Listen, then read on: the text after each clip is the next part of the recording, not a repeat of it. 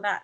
And it is my pleasure to really sum up the 4 presentations now in just one sentence each, so we all know what we have witnessed already today.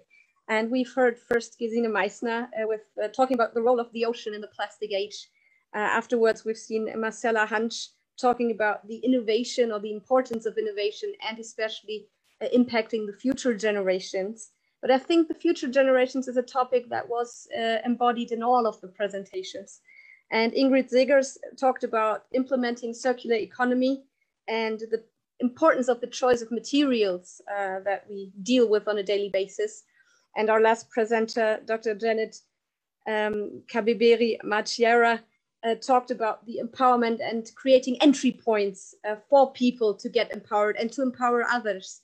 So I think this shows the variety that one topic can have on all of us. And first of all, thank you so much, all of you, for the inspirational talks. And again, I'm very sorry that I cut one person short, and you will get your chance to finish your presentation, definitely. And there may have been some questions in the chat that have not been yet answered in the presentations, and you were very active and eager and engaged. And we would like to benefit from that as well. And in this case, I would like to hand over to my colleagues Maya and Gert-Jan now. And for the next 15 minutes, I think 15 to 20 minutes, we will get together with all of the 4 speakers for a short Q&A session. And here they are. And I'm handing over to you two, and I'm gonna relax and enjoy this beautiful conversation that will definitely spark in a moment. Thank you so much. Gert-Jan, I think you will start. Yes, we saw questions for Ingrid, I suppose, because her presentation was shortened. Again, yes. I'm very sorry about that. There was a miscommunication. We have time now. Awesome. We saw in the chat a question from Sven Olof Carlsen from the Hamburg Maritime Motion about Philips. The first TV lasted 20 years.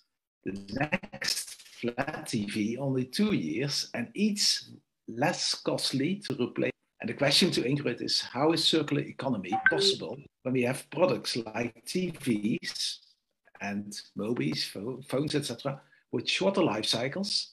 And also, how is circular economy possible when we use many different types of plastics? Ingrid? It's a very good remark, and it's actually about the essence of circular economy. Circular economy is actually about designing much higher quality again back into the products. So because you don't want it to become waste, and you also want to make sure it's able to be upgraded every time to the latest possibilities of what can be done. So this television I showed is actually also now, it was designed in 2008. So this television I showed in the picture is now 14 years old. I have one in my living room, and it's a true cradle-to-cradle design television. And I give you a few things, because the whole technical circuit with all the nasty chemicals is just designed in one part of the television. But also old televisions used to be 4 layers thick. This television is only 2 layers thick, where the front part, which is cut out, is immediately used for the back end as well.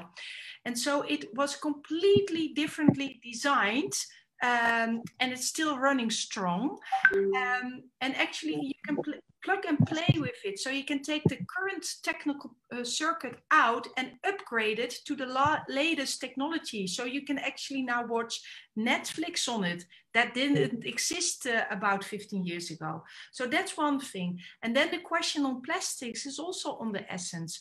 So another thing we did was a very famous coffee maker. It's also in Germany, the Senseo. When we started the project, the Senseo consisted out of 15 different kinds of plastic. So every part was perfectly designed on its work for that part. But by end of life, you have 15 different types of plastic, not helpful for a circular economy. So what we did, we redesigned the Senseo, and it now only consists out of 4 or 5 different plastics, which you can easily dismantle and bring to the highest value. So thank you for sharing these questions. And next time I'll make sure I take this one product out and tell you about all the details, so it comes much more alive than maybe some abstract slides I showed today. Yes, of course, we have thank you very much, Ingrid. Among the Rotarians, of course, are very many manufacturers, and they should change their habits, their attitudes. So this is something Rotarians can do in their companies, and I'm very grateful for your contribution, Ingrid. Another question for Marcella. Marcella, you told us about 100 goalkeepers.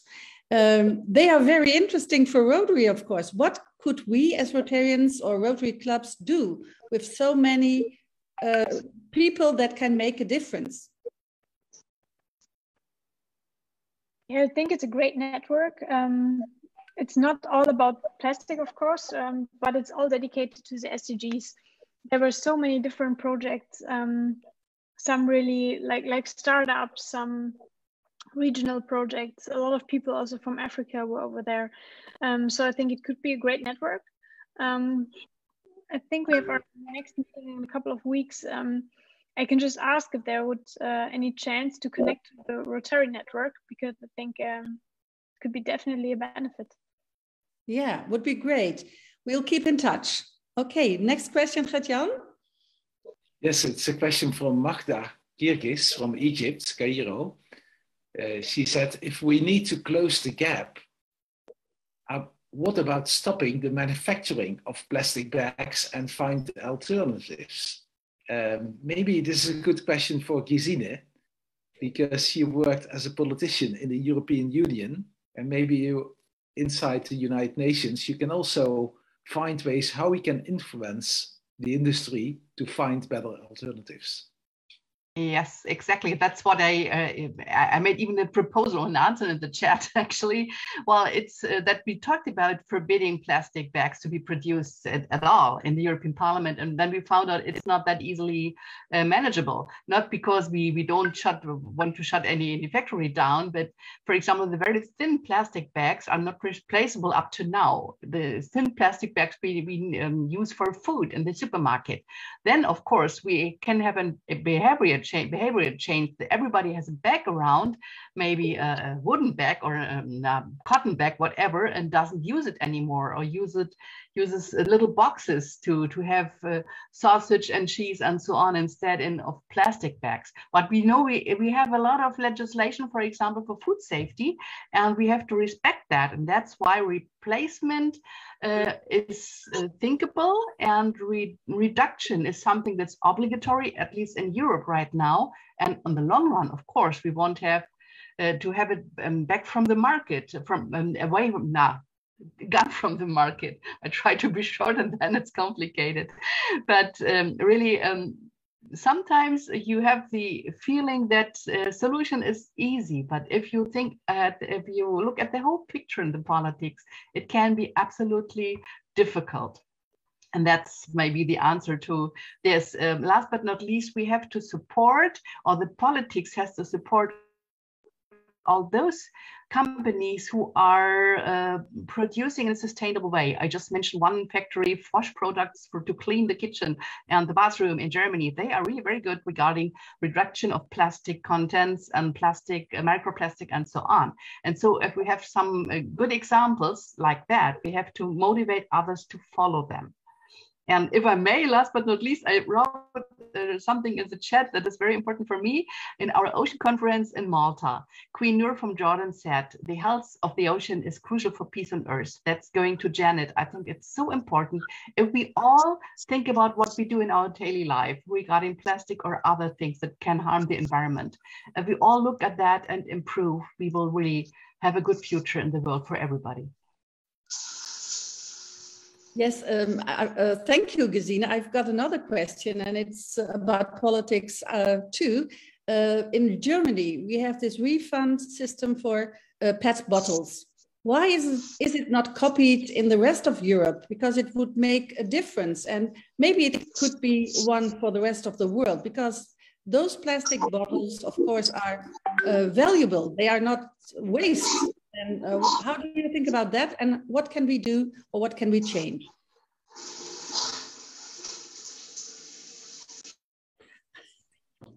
Zine, you are. Yeah, of course. It was discussed in the European Parliament, and I have joined several international conferences as well. And again, I think many politicians, many governments are aware of the necessity to do something and to maybe copy the German way of doing that. But it's not always that quick. Politics, and especially democracy, is very slow. And that's why we can only talk about it and try to give good examples and make others follow us. That's my answer to that. So I cannot do anything quicker right now. Sorry about that. This week we had an interview with a waste manager, and she told us that, for instance, shampoo in black bottles cannot be detached by the system, and so they are burned. Although if they were in just a white or any other color, they could have been recycled. This is such a small thing, and we don't, as consumers, we don't know about it. So we take the one that looks fine, but we also could take the other one. So I think we must create more awareness also among consumers about this little thing. Okay, Gert-Jan, is there another question? I think Ingrid did raise her hand. Okay, I didn't see it. Sorry. Maya. Just to address this, what you're saying, it doesn't only count for shampoo, but a lot of drinking sodas as well. And this is exactly the National Test Center on Circular Plastics about. So that before you actually put a packaging on the market, you have it validated on all these aspects. So there's now one test center in the Netherlands, but there's also one in Germany. And the industry is really picking it up because by 2025, everything should be in place. I think that's still too late. It can be already as of next year, to my knowledge, but you're absolutely right. Yeah. Okay. Thank you, Ingrid. I didn't see your hand. Sorry. Maybe, Gesine, one moment. I want to ask a question to Janet regarding your view on empowering women and helping the climate adaptation take place. What should Rotary do in this respect in order to help all these vulnerable people to really go into inclusiveness, to use all the resources and innovation power that we have worldwide? What can Rotary do, Janet? I'm going to make another presentation to your answer. You see, the thing is, when you look at the focus areas of Rotary, each and every one of them is intertwined. Yeah. So first and foremost, we need to adopt an integrated approach. So let's say if you're looking at people who are suffering, vulnerable people who actually do not have access to water, and we have a lot of water projects. We are sinking boreholes and boreholes in our district, but you cannot just look at them just because they don't have access to water. You must look at how they live. You must look at issues of health, the schooling, matters of sanitation, girl empowerment, which is now, we know that our Rotary International President is talking about girl empowerment. And then you must look at saving the environment, because when you look at all these together, they actually contribute or exacerbate the vulnerability. So for me, I can just talk about myself as the programs chair in our district. We are pushing for an integrated approach.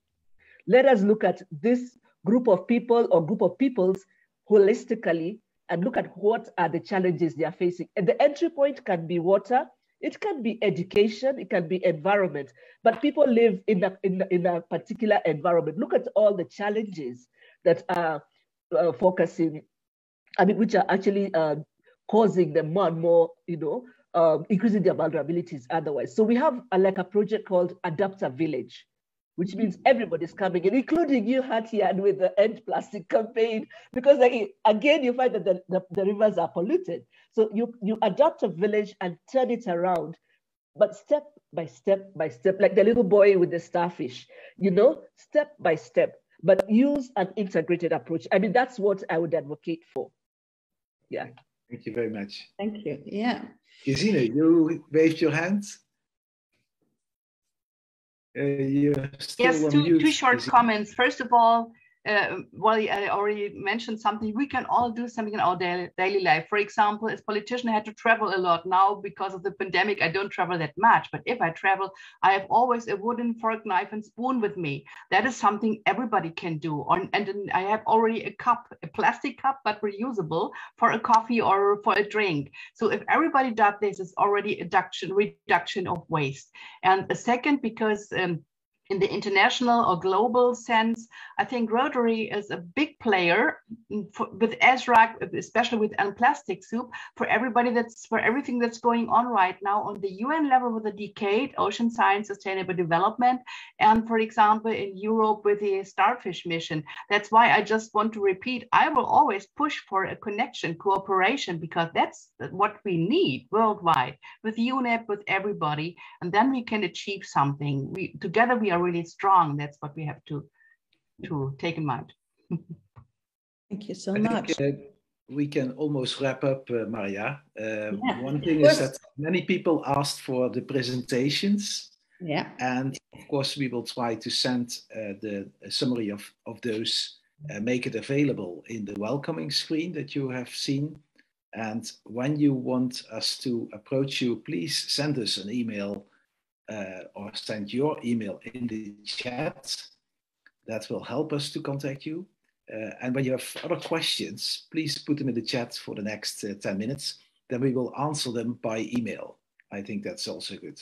And when you look at answers and other things, please visit our website, endplasticsoup.org, or send us an email at endplasticsoup@gmail.com. But we will ensure that as well the Synergy Europe Facebook page, as well our endplasticsoup.org website will have summaries of what we have seen today and what we have learned. Maybe there are some final questions, Maria, that you want to say. I saw Urs Herzog, yes, I saw Urs Herzog raising his hand. Urs, do you still have a question or a remark? I have a remark, not a question. Okay. As co-founder of Synergy Europe and as chair of the next year's institute in Basel, Rotary Institute in Basel with 64 districts, we have one of our 4 main themes we will treat is environment. And so I already today kindly invite Ingrid Sagers to be with us in Basel and Janet Majaria as well. Ingrid, your theme you covered with the economics of environment, and Janet with the involvement of all these women and coming from Africa. I think that are 2 main issues we have to deal with during this institute. You're kindly invited. You will get letters from me. Thank you. That is great. And of course, there are many new techniques like a solar cooker that could be presented to all women in the African countries by Rotarians. So they would spare the wood and they would have more time for their other jobs or for their children.